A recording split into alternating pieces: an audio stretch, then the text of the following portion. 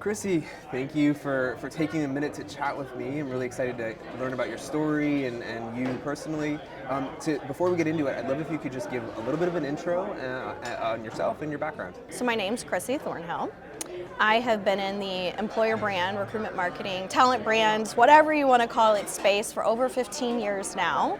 And I've gotten to be a really big part of that evolution, work at companies of various sizes, industries, Fortune 50s, and it's just an industry I'm super passionate about and will do forever. Tell me a little bit about the evolution of employer branding. You have probably more experience in the space than many of the people I speak to because it seems to be having a moment in the spotlight right now. It is, and that's exciting. Yeah. Like I was thinking to myself now, you talk to anybody in HR and you can just simply call it EB.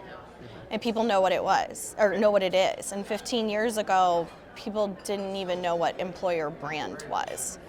And so how I've seen it evolve, or really I think where I got really passionate about it, is I was a university recruiter. I owned an internship program at a financial services firm that I was at. And we didn't really talk about strategies or tactics. It just made sense to engage your interns and your employees. It made sense that you needed to get out on college campuses and build relationships with the professors and have them come do tours of your office. Around that time too, social media was born in companies, and I was lucky to be at a financial services firm that let us have our own careers, Facebook page and Twitter page. So I'd really say like back then it wasn't really data driven. It was just, things just made sense, so you did them. And I can remember when I started getting calls from Glassdoor to like purchase a profile, and I just remember thinking like, I don't want to talk to you. You employees leave bad reviews about us, and how it's evolved so much to really have your voice as a company too shown, not just your employees. That's fascinating. You fast forward to today, I think there is more data available to companies, and companies are more data driven in general. How do you think about that in the context of employer branding, where it's also, well, let's talk about our stories and let's talk about our value proposition? Like, how do you rectify the data piece of that? I think it's a really exciting time for this space right now and for talent acquisition in general. So I think that you got, us veterans, I guess, that have been doing this for 15 years and see the evolution of the storytelling and everything like that. But then I also think that you've got people that come from a more traditional marketing background that are coming into the space. And I would say in the last 5-10 years, the employer brand recruitment marketing space has evolved to take on some of those tactics that corporate marketing teams were already doing. And the fact that we now have candidate relationship management tools, and we can actually track pipeline attribution and be really smart about where we're spending our money. That didn't exist 10 years ago. And most companies, I think, probably still don't even have it now. No, certainly. And so you lead employer branding at a large global organization. When you think about employer branding on an international scale, on global scale, how does that differ from companies that are thinking about employer branding at an earlier stage and maybe they're more focused on domestically, kind of their talent audience here? What are some of the challenges that are embedded in that? How do you think about approaching those challenges? Yeah, so I've been in a global role for quite some time, so probably about 10 years now, and I have experience over about 42 different countries, I think is where I'm at.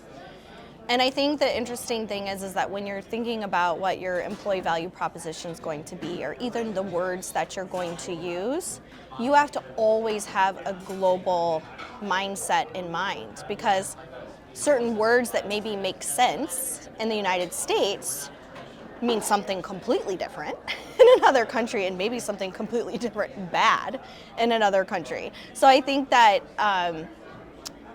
if you're at a company that is growing on a global scale, be thinking about those things. Just because it makes sense in the US doesn't mean it's going to make sense somewhere else. And how do you think about if you're a global brand, do you have a single employer brand? Do you have just a single central, this is who we are? Or are you different things in different places? I think that at its core, the core is there. Like your employee value proposition should be well researched across all of these and vetted across all these different countries. So that's kind of your foundation to everything and your pillars that you have aligned to your EVP.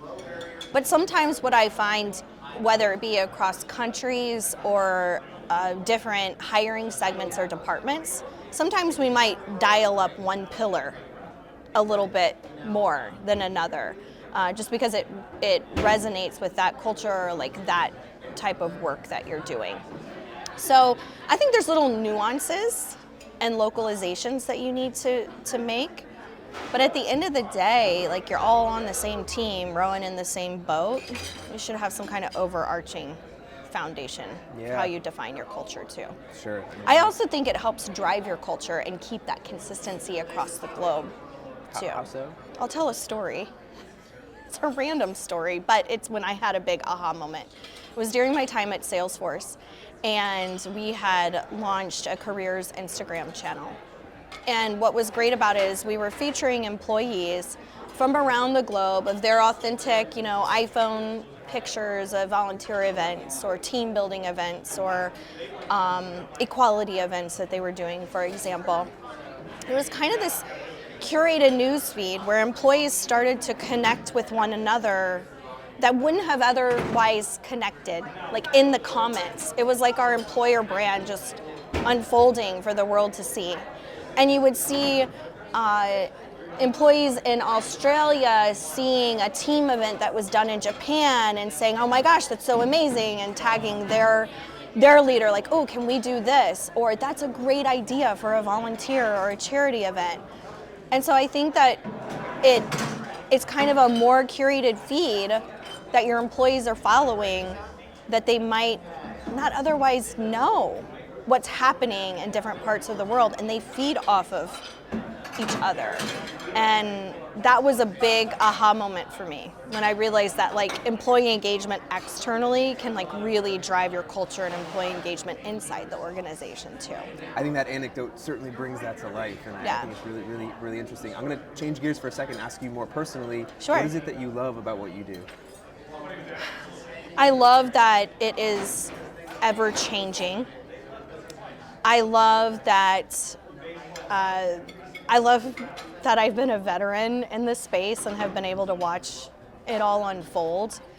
I think for a long time what I loved about it is that not a lot of people were doing it, so I could experiment or fail fast, and nobody around me knew the difference. So I got to learn all of that stuff early on. And now what I love about it is, like I was mentioning, that you've got corporate marketing people that are starting to step into this role. You have CEOs that are really seeing the value and bottom line of just company profits of your employer brand. And then you've got all these newbies coming into the space, or people who are more whip smart at social media platforms that this like old mom, isn't on anymore, and bringing new ideas to the table and new ways to think about things. And to me, like I feel like true pipeline attribution and data-driven strategies are really coming to the forefront, and that's exciting too. I would agree. Oh, go ahead. I was just going to say I'm also excited that 5 years from now we have no idea what this is going to look like. That is exciting, and I would agree. I think we've heard a lot of the same themes here, which is really exciting. Last question for you. Let's imagine at some point there's a high school student or a college student that's sitting here watching this interview, and they say, Chrissy is inspiring to me. I want to go do a very similar thing with my career. I love the idea of leading a big team of a global organization. What would your advice to that person be in terms of following the path that you've been able to follow in your life? That the path to get here doesn't always have to be upwards. You can jump around and move around. So when I think about the path of how I got here, I started as an intern recruiter. owned an internship program, moved to a communications team where I was leading customer-facing social media channels, but I got that PR and crisis management figured out. And then it just kind of evolved. I remember being moved outside of intern recruiting into full-time recruiting or tech recruiting, which scared the bejeebies out of me at the time. And I was mad. You know, I was young. I was like in my 20s. I was mad that I was being pulled into these other areas. But I look back at that whole journey that has helped get me to where I am today, because I recruited for interns and full-time and marketing and international and tech. I get it, how different those hiring segments are and like what's going to move the needle. So I think just follow what is kind of your passion project. You might have to do some things on the side, but also trust the journey. Even if you don't enjoy what you're doing, at the end of the day, it'll come back and be like one of the best things that you have to offer in a field like this. Chrissy, I think those are wise words, and thank you for taking a minute to speak with me. I really appreciate it, and I'm looking forward to seeing you around the conference. So thank you for taking the time. Yeah, thank you so much.